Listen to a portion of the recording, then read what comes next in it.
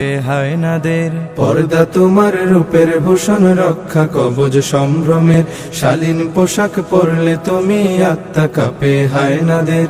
হে নারী, হে নারী, হে নারী, তোমায় যারা পণ্য বানায়, রঙ্গ সাজায়, মঞ্চ কাঁপায়, নিত্য গানের উল্লাসে, কে বা তারা কোন সে আশায়, কিসের নেশায় সর্বসময় ঘুরছে তোমার আশপাশে।